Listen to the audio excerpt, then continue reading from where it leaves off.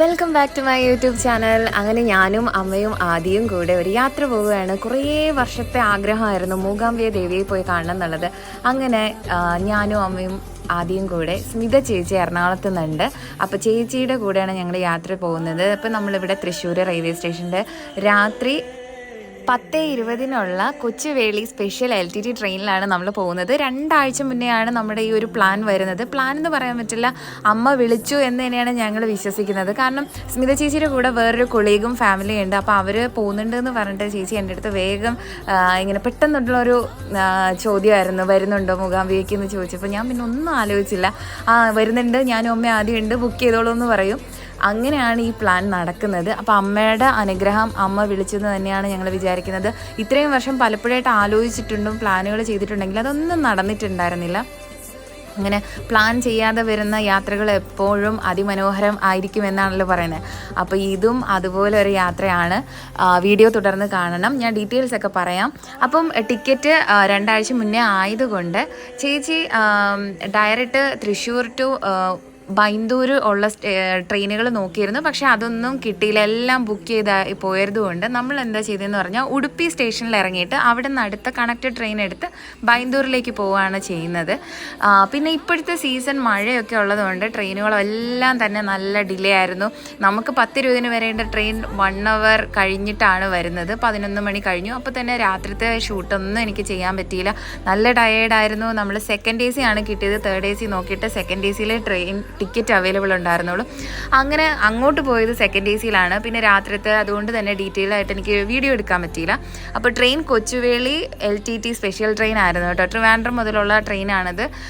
രാവിലെ നമ്മളത് ഇപ്പോഴത്തെ കാലാവസ്ഥ ആയതുകൊണ്ടാണ് അത് ഡിലേ ആവുന്നത് കേട്ടോ. മഴയിൽ അവിടെ ഇവിടെയൊക്കെ ട്രെയിൻ പാളം അങ്ങനെയൊക്കെ കുറച്ച് ഇഷ്യൂസൊക്കെ കാരണം.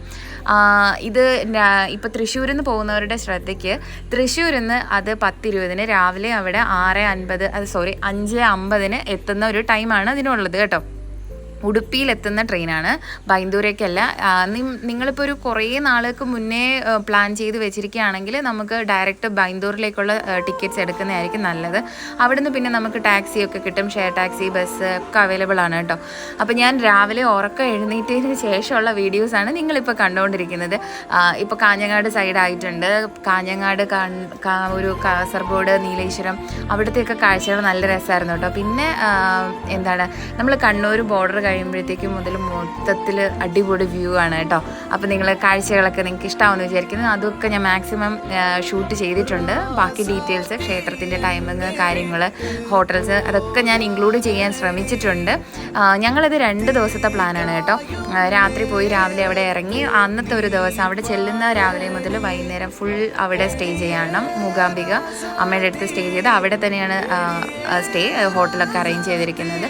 പിറ്റേന്ന് നമ്മൾ നേരെ മുരുടേശ്വർ അമ്മയുടെ രാവിലെ നിർമ്മാലയം തൊഴുതിട്ട് റൂം വെക്കേറ്റ് ചെയ്തിട്ട് Murudeshwar, Udupi, then return Udupi to Thrissur. അങ്ങനെയാണ് പ്ലാൻ. അപ്പോൾ 2 ദിവസത്തെ പ്ലാനിലാണ് ഈ ഒരു യാത്ര ഉള്ളത്. അപ്പോൾ ഞാൻ 2 വീഡിയോ ആയിട്ടായിരിക്കും ഇത് ചെയ്യുന്നത് കേട്ടോ. അങ്ങനെ നമ്മൾ രാവിലെ ഉടുപ്പി സ്റ്റേഷനിൽ എത്തിയിട്ടുണ്ട്. ഇനി ഇവിടുന്ന് അടുത്ത ട്രെയിൻ പിടിച്ചിട്ട് വേണം നമുക്ക് ബൈന്ദൂർ സ്റ്റേഷനിൽ ഇറങ്ങാനായിട്ട്. നമ്മൾ ഈ വന്ന ട്രെയിൻ ഓൾറെഡി ലേറ്റ് ആയതുകൊണ്ട് തന്നെ അടുത്ത ട്രെയിൻ നമ്മൾ ബുക്ക് ചെയ്തിരുന്നത് നമുക്ക് കിട്ടിയില്ല. പകരം അവിടുന്ന് തന്നെ നമ്മൾ കൗണ്ടറിൽ പോയിട്ട് സ്റ്റേഷനിൻ്റെ പുതിയ ടിക്കറ്റ് അടുത്ത വേറൊരു ടൈം നോക്കിയിട്ട് നമ്മൾ എടുക്കുക ചെയ്താൽ ഒരുപാട് ലേറ്റൊന്നും ആയില്ല കേട്ടോ. കുറച്ച് ടൈം ഗ്യാപ്പിൽ തന്നെ അടുത്ത ട്രെയിൻ ഉണ്ടായിരുന്നു. വലിയ റേറ്റും ഇല്ല, 28 സംതിങ് അത്രയൊക്കെ ഉണ്ടായിരുന്നുള്ളൂ. പിന്നെ പറയേണ്ട ഒരു കാര്യം, ഉടുപ്പിൽ ഞാൻ ആദ്യമായിട്ടാണ് വരുന്നത്. ഭയങ്കര നീറ്റ് ആൻഡ് ക്ലീൻ, ഭയങ്കര സൈലൻറ്റ്, പിന്നെ നല്ല ക്ലൈമറ്റ് ആയിരുന്നു. നമ്മൾ പോയൊരു ടൈം കൊണ്ട് നല്ല ക്ലൈമറ്റ് ആയിരുന്നു.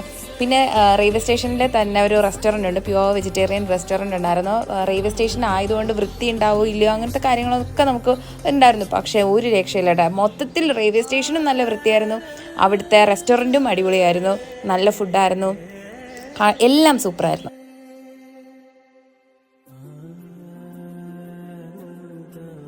വന്ദേ ഭാരത് വന്നത്. വന്ദേ ഭാരതും ലേറ്റായിട്ട് ഓടുന്നതുകൊണ്ട് അവിടെ ഇന്ത്യൻ റെയിൽവേയിൽ അവർ അനൗൺസ് ചെയ്യുന്നുണ്ടായിരുന്നു യാത്രക്കാരോട് ക്ഷമ ചോദിക്കുന്നു എന്നൊക്കെ പറഞ്ഞിട്ട് എന്തൊക്കെയോ അവിടെ അവരുടെ കന്നഡയിൽ അങ്ങനെ പറയുന്നുണ്ടായിരുന്നു. ഇത് എത്രയോ 2 മണിക്കൂറോ 1 മണിക്കൂർ കൊണ്ട് ലേറ്റായിട്ട് വന്നതാണ്. അപ്പം ഞാൻ ഇതുവരെ വന്ദേ ഭാരത് കയറിയിട്ടുമില്ല, നേരിട്ട് ഇങ്ങനെ ഇത്രയും ക്ലോസ് ആയിട്ട് കണ്ടിട്ടുമില്ല. അങ്ങനെ ഞാൻ ഫുഡൊക്കെ കഴിച്ചിട്ട് വന്ദേ ഭാരതിൻ്റെ ഷൂട്ട് ചെയ്യാൻ പോയപ്പോഴത്തേക്കും അതിനകത്ത് പൈലറ്റ് അങ്കിൾ ഇറങ്ങി പുറത്തേക്ക് വന്ന് നിന്നു. അപ്പം ആളെ ഞാനൊന്ന് ഫ്രെയിമിൽ ഉൾക്കൊള്ളിച്ചു. ഇനി അപ്പം ഇതിപ്പം വന്ന് കിടക്കുന്ന പൊസിഷൻ ഇവരെല്ലാം ഇതിൻ്റെ ബാക്ക് സൈഡ്, ശരിക്കും ഇതിപ്പോൾ ലെഫ്റ്റ് സൈഡിലേക്കാണ് പോവുക കേട്ടോ. അപ്പോൾ നമുക്ക് കാണുമ്പോൾ മനസ്സിലാവും ഇവർ ബാക്കിലേക്കാണ് പോവുക കേട്ടോ. ആക്ച്വലി ഇവരെല്ലാം ഓടിച്ചുകൊണ്ട് വന്നത് ട്രെയിൻ ഫ്രണ്ട് സൈഡിലേക്കാണ് ഇത് പൊയ്ക്കൊണ്ടിരിക്കുന്നത് കേട്ടോ. ഫ്രണ്ട് സൈഡിലും ഇതുപോലെ തന്നെ 2 പൈലറ്റ്സ് അവിടെ ഇരിപ്പുണ്ട്. പക്ഷേ ഇത് കണ്ടപ്പോൾ എനിക്ക് നല്ല രസമായിട്ട് തോന്നി. നല്ല രസമായിട്ടുണ്ടല്ലോ ഇതങ്ങനെ പോകുന്നത്. പിന്നെ ഇത് റെയിൽവേ സ്റ്റേഷൻ്റെ ഉള്ളിൽ കൂടെ ഉള്ള കാഴ്ചയാണ് കേട്ടോ. വേണുഗോപാലനായിട്ട് ഭഗവാൻ അവിടെ ഉണ്ട്, ബാക്ക്ഗ്രൗണ്ട്, പിന്നെ മൊത്തം പച്ചപ്പ്, ഹരിതാവ. ഇതൊക്കെ കേരളത്തിലും ഇല്ലേ എന്ന് നിങ്ങൾ ചോദിക്കും. ഓഫ് കോഴ്സ് ഉണ്ട്, പക്ഷേ നമുക്ക് കേരളത്തിൽ നിന്ന് മാറി എന്നൊരു ഫീല് തോന്നത്തേ ഇല്ല കേട്ടോ. ഞാൻ ആദ്യമായിട്ടാണ് ഇങ്ങനെ കർണാടക ഈ ഒരു യാത്രയൊക്കെ ചെയ്യുന്നത്. അതുകൊണ്ട് തന്നെ ഇതൊക്കെ കാണുമ്പോൾ എനിക്ക് ഭയങ്കര എക്സൈറ്റ്മെൻ്റ് ആയിരുന്നു. ഇവർക്ക് മെയിനായിട്ടും ഈ കൃഷി, അതുപോലെ കന്നുകാലി വളർത്തൽ, ഇതൊക്കെയാണെന്ന് തോന്നുന്നു ഇവരുടെ മെയിൻ എന്ന് പറഞ്ഞു. എനിക്ക് ഭയങ്കര ഇഷ്ടപ്പെട്ടു കേട്ടോ. നല്ല കണ്ണിന് കുളിർമയേകുന്ന കാഴ്ചകളായിരുന്നു. നമ്മുടെ കേരളത്തിലും ഇങ്ങനെ തന്നെയാണ്. അതുകൊണ്ട് തന്നെ ബോർഡർ മാറി പോലും നമുക്ക് ആ ഒരു നാട് വിട്ടു എന്നൊരു ഫീല് തോന്നിയില്ല. പിന്നെ കൂടുതൽ നമ്മുടെ നാട്ടിനെക്കാട്ടും കൂടുതൽ പശുക്കളെ ഞാൻ അവിടെ കണ്ടു. എനിക്ക് തോന്നുന്നത് ഈ ട്രെയിനിൽ നിന്ന് കർണാടക മുതൽ അമ്പലം എത്തുന്നത് വരെ 2 സൈഡിലും ഇത് തന്നെയായിരുന്നു. പിന്നെ ഈ വീടുകളുടെ സ്ട്രക്ചർ ആണെങ്കിലും എല്ലാം ഓൾമോസ്റ്റ് സിമിലറാണ്. പിന്നെ ഭാഷയാണെങ്കിലും ഇപ്പോൾ അമ്പലത്തിൽ പോയപ്പോഴാണ് മനസ്സിലായത്. നമുക്ക് കമ്മ്യൂണിക്കേറ്റ് ചെയ്യുമ്പോൾ അവർ സംസാരിക്കുമ്പോൾ നമുക്ക് അവരുടെ ലാംഗ്വേജ് പെട്ടെന്ന് മനസ്സിലാവുന്നുണ്ട് കേട്ടോ. തിരുപ്പതി പോയ പോലെ അല്ല. തിരുപ്പതിയിലെ തെലുങ്ക് ഒരു പിടിയില്ല, പക്ഷെ കന്നഡ ഇവരുടെ ഇത് നമുക്ക് മനസ്സിലാവും. അങ്ങനെ അവർക്ക് നമ്മുടെ ഭാഷയും നന്നായിട്ട് അറിയാം. അങ്ങനെ നമ്മൾ ഉടുപ്പിയിൽ നിന്ന് ബൈന്ദൂർ സ്റ്റേഷനിൽ എത്തിയിട്ടുണ്ട് കേട്ടോ. അപ്പോൾ നമുക്ക് വേണ്ടിയിട്ട് പിക്കപ്പിനായിട്ട് ഡ്രൈവർ വന്നിട്ടുണ്ടായിരുന്നു. അപ്പം ഇതാണ് ബൈന്ദൂർ സ്റ്റേഷനും. ഇവിടെ നല്ല രസമാണ് കേട്ടോ. ചെറിയ സ്റ്റേഷനാണ്, പക്ഷേ ഭയങ്കര രസമാണ്. പിന്നെ നമ്മൾ വന്നൊരു ക്ലൈമറ്റും ഇപ്പോൾ മഴയുടെ സീസൺ ആയതുകൊണ്ടൊരു തണുത്ത ഒരു അങ്ങനത്തെ ഒരു ചാറ്റൽ മഴയൊക്കെയുള്ള ചെറിയ കാറ്റൊക്കെയുള്ള അങ്ങനത്തെ നല്ല പ്ലസൻ്റ് ആയിട്ടുള്ള ഒരു ക്ലൈമറ്റും കൂടെ. അപ്പം നമുക്ക് മനസ്സിന് ഭയങ്കര ശാന്തതയാണ്. അങ്ങനെ അമ്മയുടെ മണ്ണിലെത്തി എന്നൊരു ഫീല് വന്നത് ഇപ്പോഴാണ് കേട്ടോ. ഉടുപ്പി എത്തുമ്പം ഭഗവാന്റെ അടുത്താണ്, ഇവിടെ എത്തുമ്പോൾ നമ്മുടെ അമ്മയുടെ അടുത്ത് എത്തിയൊരു ഫീല് തുടങ്ങി. പിന്നെ ഇതിപ്പോൾ നമ്മുടെ കയ്യിൽ എല്ലാവരുടെയും ടിക്കറ്റ്സൊക്കെ അവിടെ നിന്ന് പ്ലാറ്റ്ഫോമിൽ അവർ ചെക്ക് ചെയ്യുന്നുണ്ടായിരുന്നു. അങ്ങനെ ചേച്ചി അതെല്ലാം എടുത്ത് കാണിച്ചു. ഇനി അവിടെ പുറത്ത് ഒരുപാട് ഈ ടാക്സി ഡ്രൈവേഴ്സും ഒക്കെ ആൾക്കാരൊക്കെ അവിടെ വെയിറ്റിങ്ങിനാണ്. അപ്പം നമ്മളിപ്പം ചേച്ചി നേരത്തെ ഇതെല്ലാം അറേഞ്ച് ചെയ്തിരുന്നതുകൊണ്ട് തന്നെ നമ്മൾ ഡ്രൈവറായിട്ട് വേറൊരു ചേട്ടനാണ് കയറിയത് കേട്ടോ വണ്ടിയിൽ.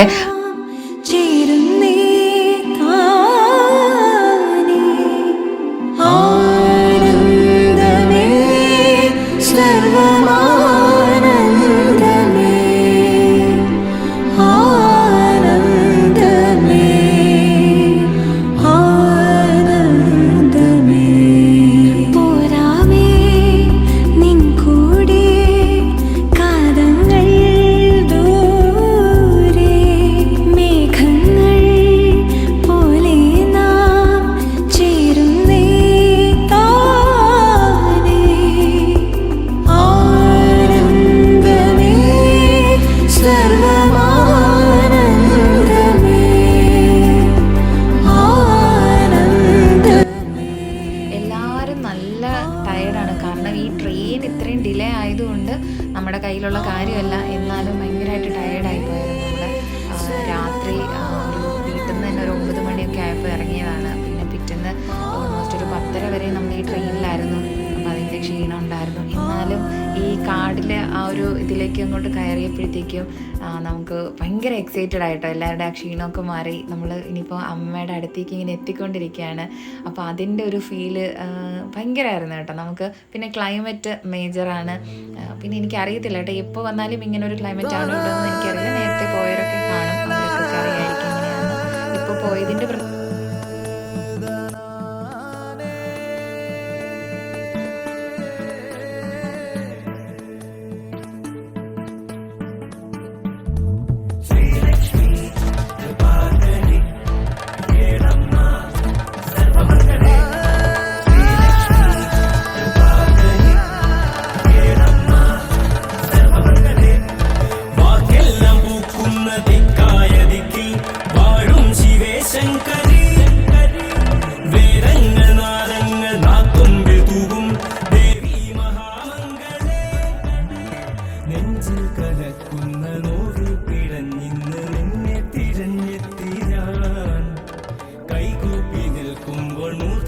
ചുംബിച്ച് മാറോടു ചേർക്കില്ലയോ കൃപാകരി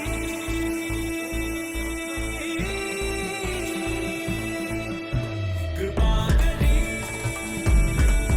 ദേവി ദേവി കൃപാകരി മൂകാംബിക ദേവി ദേവി കൃപാകരി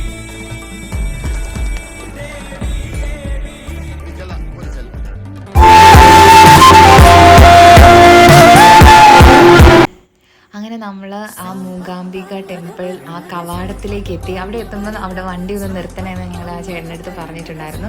അങ്ങനെ നമ്മൾ അവിടെ ഇറങ്ങി ആ ഒരു കവാടത്തിനെയൊക്കെ ഒന്ന് കണ്ട് വീഡിയോസൊക്കെ എടുത്ത് അവിടെ ഒന്ന് നിന്ന് കുറച്ച് നേരം. ഫൈനലി നമ്മൾ എത്തി അമ്മയുടെ അടുത്തേക്ക് എന്നുള്ളൊരു അറിയിപ്പാണ് ആ കവാടം കാണുമ്പോൾ. ഇത്ര വർഷത്തെ കാത്തിരിപ്പാണെന്നും. അങ്ങനെ നമ്മൾ ക്ഷേത്രത്തിലേക്ക് എത്തുകയാണ് കേട്ടോ.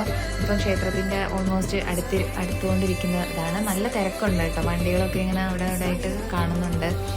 അപ്പോൾ നമ്മൾ നേരത്തെ കൂട്ടി റൂം ബുക്ക് ചെയ്തിട്ടുണ്ടായിരുന്നു, അതേപോലെ ക്യാബും അറേഞ്ച് ചെയ്തിട്ടുണ്ടായിരുന്നു. ഇപ്പോൾ അങ്ങനെ ഫെസിലിറ്റി ഒന്നും ഇല്ലാത്തവർക്ക് നിങ്ങൾക്ക് ഇപ്പോൾ നെറ്റിലൊക്കെ എടുത്ത് നോക്കിക്കഴിഞ്ഞാൽ അറിയാൻ പറ്റും.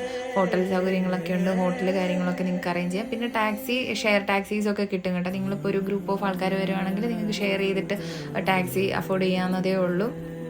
പിന്നെ അവിടെ തന്നെ ബൈന്ദൂർ ബസ് സ്റ്റാൻഡുണ്ട്. ബസ് സ്റ്റാൻഡിൽ നിന്ന് നമുക്ക് മൂകാംബികയിലേക്ക് വരാൻ പറ്റും. അതും അധികം കാശൊന്നും ആവത്തില്ല, അധികം ദൂരവും ഇല്ല. മാക്സിമം ഒരു 1 hour, അധികം ദൂരം മീൻസ് 1 hour എന്തായാലും എടുക്കും കേട്ടോ. അപ്പം അത് കണക്കാക്കിയിട്ട് നിങ്ങൾ പ്ലാൻ ചെയ്യണം.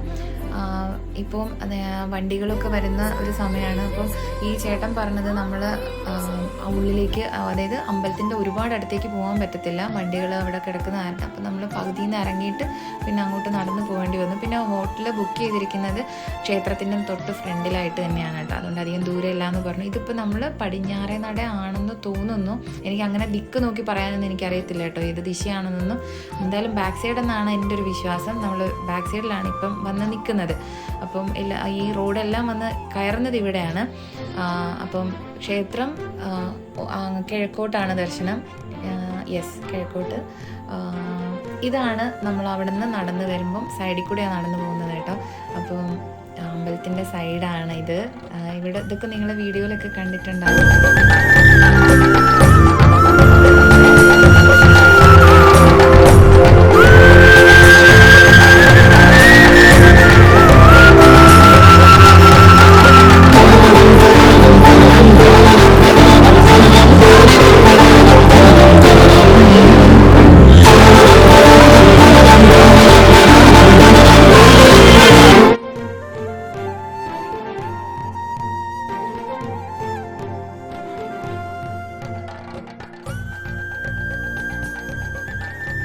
അങ്ങനെ നമ്മൾ അമ്മയുടെ ഫ്രണ്ടിലെത്തിയിട്ടുണ്ട്. ഇത് കാണുമ്പം കിട്ടുന്നൊരു സന്തോഷമുണ്ടല്ലോ, പറഞ്ഞറിയിക്കാൻ പറ്റാത്തതാണ്. അങ്ങനെ നമ്മൾ അമ്മ ഒന്ന് പുറത്ത് നിന്നൊന്ന് തൊഴുതിട്ട് നമ്മൾ ഹോട്ടലിലേക്ക് പോവുകയാണ്. ഇത് നമ്മൾ AC റൂമൊന്നും അല്ല കേട്ടോ എടുത്തിരിക്കുന്നത്. ഹോട്ടൽ ഞാൻ കാണിക്കാം. അതിൻ്റെ പേര് വിധാതാത്രി എന്നാണ് ഹോട്ടലിൻ്റെ പേര്. ഈ ഒരു, അതായത് ഫ്രണ്ടിൽ സ്റ്റെപ്പ് ഇറങ്ങി താഴേക്ക് പോകുമ്പോൾ നമുക്ക് തൊട്ട് താഴെയായിട്ട് സൗവർണിക നദിയുടെ ഒരു കൈവഴി പോലെ ഇങ്ങനെ ഒരു അങ്ങനെ പറയില്ലേ, നമ്മുടെ ആ നദിയുടെ ഭാഗം തന്നെയാണിത്. ഒരു ചാല് പോലെ നീർച്ചാല് ഇങ്ങനെ കാണാൻ പറ്റും. അതിൻ്റെ മുകളിൽ കൂടെ ആയിട്ടാണ് നമ്മൾ പോകുന്നത്. അതായത് ക്ഷേത്രത്തിൻ്റെ എക്സാക്ട്ലി ഫ്രണ്ടിലത്തെ സ്റ്റെപ്പ് ഇറങ്ങുക, റൈറ്റിലേക്ക് താഴോട്ട്, അത്രേ ഉള്ളൂ. അപ്പോൾ അവിടെ 2-3 ഇതുപോലെ ഹോം സ്റ്റേസും അങ്ങനെയുണ്ട്. അപ്പോൾ വിധാത്രി ടൂറിസ്റ്റ് ഹോം എന്ന് പറഞ്ഞിട്ട് അവിടെയാണ് നമുക്ക് റൂം അറേഞ്ച് ചെയ്ത് തരുന്നത്. ഈ നോൺ AC ആണ് കേട്ടോ. പിന്നെ മറ്റൊരു കാര്യം എന്ന് പറയുന്നത്, ഇവിടെ റൂം എടുക്കുമ്പോഴും അത്യാവശ്യം ഏജ്ഡ് ആയിട്ടുള്ളവരൊക്കെ ഉണ്ടെങ്കിൽ അവരെയും കൊണ്ടാണ് നിങ്ങൾ വരുന്നതെങ്കിൽ ഞാനത് പറയത്തില്ല, കാരണം ഇവിടെ ലിഫ്റ്റ് ഇല്ല. അപ്പം സ്റ്റെപ്സ് കയറുന്നത് ബുദ്ധിമുട്ടായിരിക്കും, അമ്മമാർക്കും ഒക്കെ പാടായിരിക്കും. അത് അല്ലാതെ നമുക്ക് ഒന്നും വലിയ കുഴപ്പമില്ല കേട്ടോ, അത്യാവശ്യം നീറ്റാണ്. പിന്നെ ക്ലൈമറ്റ് ഇങ്ങനത്തെ ക്ലൈമറ്റാണ്, നമുക്ക് AC-യുടെ ആവശ്യം ഉണ്ടായിരുന്നില്ല. അങ്ങനെ റൂമിൽ പോയി നമ്മൾ ഫ്രഷായി നമ്മൾ അമ്മയെ കാണാൻ വേണ്ടിയിട്ട് നമ്മൾ പോവുകയാണ് കേട്ടോ. എല്ലാവരും ഭയങ്കര സന്തോഷത്തിലാണ്. ഇത് ഈ കാണുന്നത് അവിടെ തന്നെ ഒരു ഗണപതി ക്ഷേത്രമുണ്ട്. അപ്പോൾ അവിടെ പോയി ഒന്ന് തൊഴുത് പൂവൊക്കെ വാങ്ങി നമ്മൾ അമ്മയെ കാണാൻ വേണ്ടിയിട്ട് അകത്തേക്ക് കയറുകയാണ്. അപ്പോൾ അകത്ത് കയറിയിട്ടുള്ള കാഴ്ചകളാണ് കേട്ടോ ക്ഷേത്രത്തിൻ്റെ അകത്ത്. അധികം തിരക്കുണ്ടായിരുന്നില്ല, അതുകൊണ്ട് തന്നെ ചെന്ന് വേഗം അമ്മയെ കാണാൻ പറ്റി. അമ്മ വളരെ സുന്ദരിയായിട്ടിരിക്കുന്നത്, ഭയങ്കര സന്തോഷമായി. അമ്മയെ സർവാഭരണ വിഭൂഷിതയായിട്ടാണ് അമ്മയെ കണ്ടത്. അങ്ങനെ എല്ലാവരും ഭയങ്കര ഹാപ്പിയാണ്. പിന്നെ ഞാൻ അമ്മയെ കാണാൻ പോകുമ്പോഴത്തേക്കും എനിക്ക് അമ്മയുടെ ഒരു പടം വരച്ച് സമർപ്പിക്കണം എന്നുണ്ടായിരുന്നു. അപ്പോൾ അത് ഞാൻ അവിടെ സമർപ്പിച്ചു. അതൊരു ഭയങ്കര ഒരു ബ്ലെസ്സിങ് ആയിരുന്നു. ഞങ്ങൾ പുറത്ത് അവിടെ കയറുന്ന സമയത്ത് സ്റ്റാഫിൻ്റെ അടുത്ത് ചോദിച്ചപ്പോൾ അവർ പറഞ്ഞത് അങ്ങനെ സമർപ്പിക്കാൻ പറ്റില്ല, ജസ്റ്റ് അമ്മയെ കാണിച്ചിട്ട് സരസ്വതി മണ്ഡപത്തിൽ കൊണ്ട് വെക്കണം എന്നാണ് പറഞ്ഞത്. പക്ഷെ അകത്ത് കയറിയപ്പോഴത്തേക്കും അവിടെ ഈ പോറ്റിമാരുണ്ടല്ലോ, നമ്മുടെ പൂജാരിമാർ, അടികമാർ, അവർ അതിൽ ഒരു മുതിർന്ന ഒരാൾ വന്നിട്ട് എൻ്റെ കയ്യിൽ നിന്ന് ഞാൻ വരച്ച അമ്മയ്ക്ക് കാണിക്കാൻ കൊണ്ടുപോയ ഫോട്ടോ അങ്ങ് വാങ്ങി അമ്മയുടെ മുമ്പിൽ സമർപ്പിച്ചു. ഭയങ്കര ഒരു ബ്ലെസ്സിങ് ആയിരുന്നു. അകത്ത് അമ്മയുടെ അടുത്തേക്ക് അദ്ദേഹം അത് കൊണ്ടുപോയി. പിന്നെ പിറ്റേന്ന് എനിക്കത് മറ്റൊരു സർപ്രൈസായിട്ട് എനിക്ക് ആ ഫോട്ടോ കാണാൻ പറ്റി. അതൊക്കെ അമ്മയുടെ ഒരു ബ്ലെസ്സിങ് ആയിട്ടാണ് ഞാൻ കാണുന്നത്. പിന്നെ ഈ കാണുന്ന തിരക്ക് നമ്മൾ വൈകുന്നേരം ഇതെല്ലാം കഴിഞ്ഞ് നമ്മൾ നല്ല ടയേർഡാണ് കേട്ടോ. ആദ്യയുടെയൊക്കെ മുഖം കാണുമ്പോൾ നിങ്ങൾക്ക് മനസ്സിലാവില്ലേ. ഇത് രാത്രി 8:30 ഔഷധം കൊടുക്കുന്നുണ്ട്, അതിൻ്റെ ക്യൂ ആയിരുന്നു കേട്ടോ. നമ്മൾ എത്ര ക്യൂ ആണെങ്കിലും നമ്മളത് വാങ്ങിയിട്ടേ പോകുമെന്ന് വിചാരിച്ച് നിന്നതാണ്. അങ്ങനെ ഔഷധമൊക്കെ വാങ്ങി നമ്മളതൊക്കെ ഔഷധ സേവയൊക്കെ കഴിഞ്ഞിട്ട് ക്ഷേത്രത്തിൻ്റെ ബാക്ക് സൈഡിൽ ഡൈനിങ് ഹാളുണ്ട്. അപ്പം അവിടേക്ക് നമ്മൾ പോയത് ഫുഡ് കഴിക്കാനായിട്ട്. അമ്മയുടെ പ്രസാദം, ഫുഡെന്ന് പറഞ്ഞുകൂടാ, അമ്മയുടെ പ്രസാദം കഴിക്കാനായിട്ട് പോയി. അതൊരു ആഗ്രഹമായിരുന്നു കേട്ടോ. പിന്നെ അമ്മയുടെ സ്വർണ്ണത്തേരിലുള്ള എഴുന്നള്ളിപ്പ് അത് കാണാൻ പറ്റി. അത് കഴിഞ്ഞിട്ടാണ് ഈ സ്വർണ്ണത്തേരിലെ എഴുന്നള്ളിപ്പ് കഴിഞ്ഞാൽ ഉടനെ തന്നെ ഔഷധ സേവയാണ്. ഔഷധ സേവയും കഴിഞ്ഞിട്ടാണ് നമ്മൾ പ്രസാദോട്ടിന് പോയത് കേട്ടോ, രാത്രിത്തെ ഡിന്നർ കഴിക്കാനായിട്ട്. അപ്പം അവിടെ നമ്മൾ തറയിലിരുന്നിട്ടാണ് കഴിക്കാനുള്ളത്. അവിടെ പിന്നെ അത്യാവശ്യം തീരെ വയ്യാത്തവർക്ക് വേണ്ടിയിട്ട് കുറച്ച് ചെയറും ടേബിളും അവർ ചെയ്തിട്ടുണ്ട്. പിന്നെ നമ്മൾ തറയിലിരുന്ന് കഴിക്കണം എന്നാണ്, അങ്ങനെയാണ് അതിൻ്റെ ഒരു രീതി. അപ്പം അവിടെ നിങ്ങൾക്കിപ്പോൾ കാണാം, എല്ലാവരും അവിടെ തറയിലിരുന്നിട്ട് കഴിക്കുകയാണ്. അധികം ഐറ്റംസ് ഒന്നുമില്ല, നമ്മുടെ റൈസും പിന്നെ സാമ്പാറും ആണ് തരുന്നത് കേട്ടോ. അത് പക്ഷേ ആ ഒരു ചോറ് ചൂടോടെ അങ്ങനെ കഴിക്കുമ്പോൾ ഒരു ഭയങ്കര സന്തോഷമാണ്. നമ്മുടെ അമ്മയുടെ കയ്യിൽ നിന്ന് എന്ത് വാങ്ങിയാൽ കഴിച്ചാലും നമുക്കൊരു പ്രത്യേക സംതൃപ്തിയല്ലേ, അതിൻ്റെ ഒരു സന്തോഷം പ്രത്യേകം അത് പറഞ്ഞറിയിക്കാൻ പറ്റത്തില്ല. അപ്പോൾ ഈ കാണുന്നതൊക്കെ ക്യൂ ഡൈനിങ് ഹാളിലേക്ക് കയറാൻ വേണ്ടിയിട്ടാണ്. അങ്ങനെ നമ്മൾ ഡൈനിങ് ഹാളിൽ അത്യാവശ്യം നല്ല തിരക്കുണ്ടായിരുന്നു. നമുക്ക് പേടിയുണ്ടായിരുന്നു ഈ ലേറ്റ് ആവുമോ, അടച്ച് കാണുമോ, അങ്ങനെയൊന്നുമില്ല കേട്ടോ. രാത്രി 9:30 മണി വരെയാണ് അവിടെ പ്രസാദകൂട്ടിൻ്റെ ടൈം കേട്ടോ. രാത്രി 9:30 മണി വരെ. 9:30 കഴിഞ്ഞാലും ഉണ്ടാവാറുണ്ട്. നമ്മൾ ചെന്നപ്പോൾ 9:30 ആയിരുന്നു, പക്ഷേ അപ്പോഴും ആൾക്കാർ വരുന്നുണ്ടായിരുന്നു. അവർ എനിക്ക് തോന്നുന്നു അത് കഴിയും വരെ കൊടുക്കും എന്നാണ് തോന്നുന്നത് കേട്ടോ, ഉറപ്പില്ല. അവിടെ ബോർഡിൽ 9:30 ആണ് കണ്ടത്. പിന്നെ നല്ല ടേസ്റ്റ് ആയിരുന്നു ഫുഡ്, ആദ്യം നന്നായിട്ട് കഴിച്ചു. അങ്ങനെ അന്നത്തെ ദിവസം നമ്മുടെ ഫസ്റ്റ് ഡേ നമ്മുടെ ഇത് കഴിഞ്ഞു.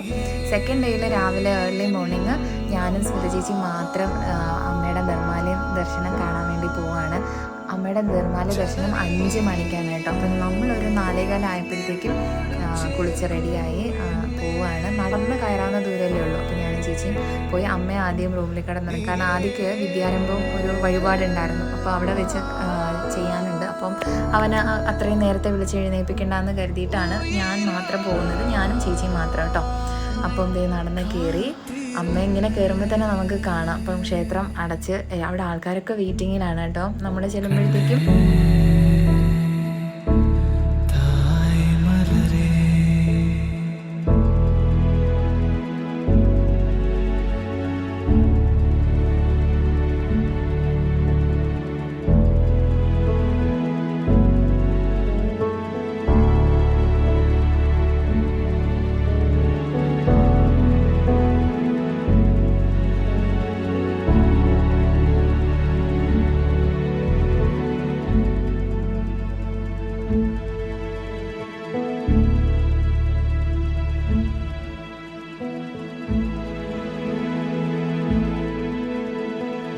കാണുന്നതാണ് സുബ്രഹ്മണ്യ അടിക അവരുടെ വീട് കേട്ടോ. അവിടുത്തെ തന്ത്രിയുടെ വീട് നിങ്ങൾക്കറിയാമല്ലോ, അദ്ദേഹത്തിൻ്റെ വീടാണത്. പിന്നെ അത് നമ്മുടെ നിർമ്മാലയൊക്കെ കഴിഞ്ഞു, പ്രസാദം വഴിപാടൊക്കെ നടത്തിയിട്ടുണ്ടായിരുന്നു. അതിൻ്റെ പ്രസാദം എൻ്റെ കയ്യിലിരിക്കുന്നത്. പിന്നെ ചേച്ചിക്കും എനിക്കൊന്ന് ATM പോകണമായിരുന്നു. അപ്പോൾ നമ്മൾ എന്ത് ചെയ്തെന്ന് വെച്ചാൽ ക്ഷേത്രത്തിൻ്റെ പടിഞ്ഞാറേ നില, അതായത് നമ്മൾ വന്ന വണ്ടി ആദ്യം ഇറങ്ങിയ അവിടെ വന്നപ്പം അവിടെ കുറച്ച് ഹോട്ടൽസ് ഇങ്ങനെ അത്യാവശ്യം നല്ല ഹോട്ടൽസൊക്കെ കണ്ടു. അങ്ങനെ ഞാനത് നിങ്ങൾക്ക് കാണിക്കാൻ വേണ്ടിയിട്ടാണ് ഇപ്പോൾ ഞാൻ ഈ വീഡിയോ എടുക്കുന്നത് കേട്ടോ. അടിക ഹെറിറ്റേജ് എന്നൊക്കെ പറഞ്ഞിട്ട് അങ്ങനെ ക്ഷേത്രത്തിൻ്റെ പടിഞ്ഞാറേ നടയിൽ ഇതുപോലെ കുറേ ഗസ്റ്റ് ഹൗസും കാര്യങ്ങളും, ആ ക്ഷേത്രത്തിൻ്റെ ചുറ്റുപാടും ഇഷ്ടംപോലെ ഇതുണ്ട് കേട്ടോ. അപ്പോൾ നിങ്ങൾക്ക് ജസ്റ്റ് ഒന്ന് സെർച്ച് ചെയ്താൽ തന്നെ കിട്ടും. പിന്നെ ഡയറക്റ്റ് വന്ന് എടുക്കുമ്പം എനിക്ക് തോന്നുന്നത് അത്യാവശ്യം റേറ്റ് അവർ പറയായിരിക്കും. ബെറ്റർ നേരത്തെ ബുക്ക് ചെയ്തിട്ട് പോകുന്നതാണ് നല്ലത്. ഇത് ആദ്യ വിദ്യാരംഭത്തിന് പോകുന്ന വീഡിയോസ് ഞാൻ ഇൻക്ലൂഡ് ചെയ്തതാണ്. ആദ്യനെ എഴുത്തിനിരുത്തുന്ന സമയത്ത് കൊറോണ കാരണം ക്ഷേത്രങ്ങളിലൊന്നും കൊണ്ടുപോയിട്ടുണ്ടായിരുന്നില്ല. അപ്പം അന്നേ എനിക്കുള്ളൊരു ആഗ്രഹമായിരുന്നു മൂകാംബിക വന്നിട്ട് അമ്മയുടെ സരസ്വതി മണ്ഡപത്തിൽ ഇരുന്നിട്ട് എഴുതിക്കണം എന്നുള്ളത്. അങ്ങനെ അത് നടന്നു. 200 രൂപയാണ് വിദ്യാരംഭം പൂജയ്ക്ക് വേണ്ടിയിട്ട് അവിടെ നമ്മൾ ടോക്കൺ എടുക്കേണ്ടത്. അപ്പോൾ നേരത്തെ ടോക്കൺ എടുത്ത് ആ റെസിപ്റ്റ് നമ്മൾ കയ്യിൽ വെച്ചേക്കണം. തലേന്ന് വന്ന് നിൽക്കുമ്പോൾ തന്നെ നിങ്ങൾ പോയിട്ട് കൗണ്ടറിൽ നിന്ന് ടോക്കൺ എടുക്കുന്നതാണ് നല്ലത്.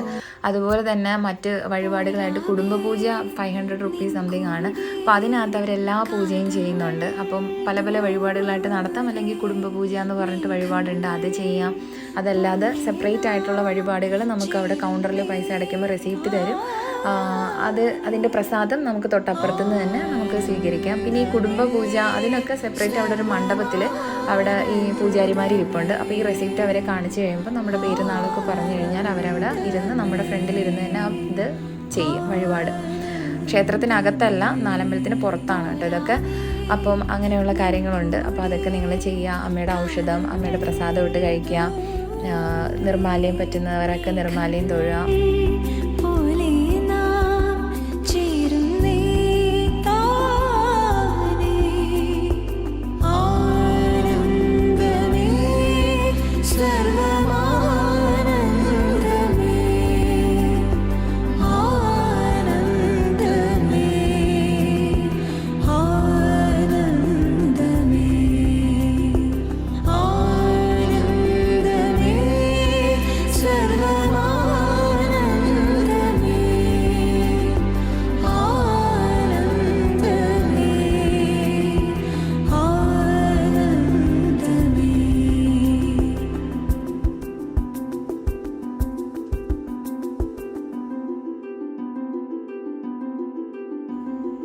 ഇതാണ് ഞാൻ നേരത്തെ പറഞ്ഞ ആ ഒരു അമ്മയുടെ ചിത്രം.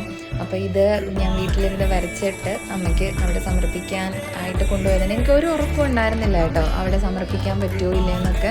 അപ്പോൾ പെട്ടെന്ന് തോന്നി അങ്ങനെ പോകുമ്പോഴത്തേക്കാണ് പോകുന്നതിൻ്റെ തലേന്നാണ് ഇത് ഞാൻ ചെയ്യുന്നതും. അന്ന് രാവിലെ തന്നെ തലേന്ന് വരച്ചു കംപ്ലീറ്റ് ആക്കിയിട്ട് എനിക്കിത് ഫ്രെയിം ചെയ്യണമായിരുന്നു. അങ്ങനെ രാവിലെ ഞാനും ആദ്യം കൂടെ കൊണ്ടുപോയി ഷോപ്പിൽ കൊടുത്ത് വൈകുന്നേരം അത് നമുക്ക് കിട്ടി. അങ്ങനെ അത് അൺബോക്സ് ചെയ്ത് ആദ്യം നോക്കുന്ന വീഡിയോയും കൂടെ ഞാൻ ഇൻക്ലൂഡ് ചെയ്തതേ ഉള്ളൂ. ഇതൊക്കെ ചെയ്യുമ്പോഴും എനിക്കൊരു പ്രതീക്ഷ ഉണ്ടായിരുന്നില്ല കേട്ടോ, അമ്മ ഇത് സ്വീകരിക്കുമോ, ക്ഷേത്രത്തിനകത്തേക്ക് ഇത് അവർ കയറ്റുമോ എന്നൊക്കെ. നമ്മളവിടെ ചെന്ന സമയത്ത് അവർ സ്റ്റാഫ് പറഞ്ഞത് അവിടെ ജസ്റ്റ് നമ്മൾ ശ്രീകോവിലിൻ്റെ അമ്മയുടെ ഫ്രണ്ടിൽ നിൽക്കുമ്പോൾ അത് ഇങ്ങനെ കാണിച്ചിട്ട് നിങ്ങളത് പുറത്തേക്ക് കൊണ്ടുവരിക, അല്ലെങ്കിൽ അത് പൂജിച്ചിട്ട് നിങ്ങൾക്ക് തിരിച്ച് വീട്ടിൽ കൊണ്ടുപോകാം. ഇങ്ങനെ 2 ഓപ്ഷനാണ് ഉള്ളതെന്ന് പറഞ്ഞത്. അപ്പോൾ ഞാനിത് ചെയ്യുന്ന സമയത്ത് ഞാൻ പറഞ്ഞത് അങ്ങനെ ആയിരുന്നില്ല അമ്മയുടെ അടുത്ത്. ഞാൻ അവിടെ ഇത് സ്വീകരിച്ചില്ലെങ്കിൽ അവിടെയുള്ള ഏതെങ്കിലും ഒരു ഭക്തർക്ക് ഞാനിത് കൊടുത്തോളാം അമ്മയെന്ന് പറഞ്ഞിട്ട് അങ്ങനെയായിരുന്നു ഞാൻ വിചാരിച്ചിരുന്നത്. അപ്പം നിർമ്മാല്യം തൊഴുത് കഴിഞ്ഞ് ഞാൻ ആദിയുടെ വിദ്യാരംഭവും പൂജയും കഴിഞ്ഞിട്ട് അകത്തേക്ക് തൊഴാനായിട്ട് പോകുമ്പോഴത്തേക്ക് ആദ്യം എന്നെ വിളിച്ച് കാണിച്ചത് നാലമ്പലത്തിനകത്ത് ചന്ദനമുട്ടിയൊക്കെ വെച്ചിട്ട് അവിടെ ചന്ദനം ഉണ്ടാക്കുന്ന അവിടെ ഞാൻ കൊടുത്ത പിക്ചർ അവിടെ വെച്ചിരിക്കുന്നത് ആദ്യം എന്നെ വിളിച്ച് കാണിച്ചു കേട്ടോ. അത് ഭയങ്കര ഒരു സന്തോഷമായിരുന്നു. അമ്മയുടെ നാലമ്പലത്തിനകത്ത് തന്നെ ഇത് കൊടുക്കുന്ന സമയത്ത് ശ്രീകോവിലിൻ്റെ അകത്ത് അമ്മയുടെ അകത്ത് കൊണ്ടുവച്ചത് അവരത് സമർപ്പിച്ചു അമ്മയ്ക്ക്. അത് കഴിഞ്ഞിട്ട് രാവിലെ നിർമ്മാല്യം തൊഴാൻ നിന്നപ്പോൾ ഞാനിത് ചോദിച്ചപ്പം രണ്ടാമത് ആദ്യമായിട്ട് തൊഴാൻ കയറിയപ്പം അതെവിടെയാണ് ഇരിക്കുന്നതെന്ന് എൻ്റെ കണ്ണിൽ കാണാൻ പറ്റി. അതൊക്കെ ഭയങ്കര സന്തോഷം. അങ്ങനെ നമ്മൾ മൂകാംബിക അമ്മയോട് യാത്ര പറഞ്ഞ് വീണ്ടും കാണാം എന്നുള്ളൊരു ആഗ്രഹം പറഞ്ഞ് കാണണം, വീണ്ടും എത്രയും വേഗം തിരിച്ച് വരാൻ പറ്റണേ എന്ന പ്രാർത്ഥനയോടുകൂടി അമ്മയുടെ അടുത്തുനിന്ന് ഞങ്ങൾ നേരെ മുരുടേശ്വരത്തേക്കാണ് പോകുന്നത്. അപ്പോൾ ആ മുരുടേശ്വരം ഉടുപ്പി ഡീറ്റെയിൽസൊക്കെ ഞാൻ അടുത്ത വീഡിയോയിൽ ചെയ്യാം. അപ്പോൾ ഇഷ്ടപ്പെട്ടാൽ ലൈക്ക് ചെയ്യുക. ടാറ്റാ.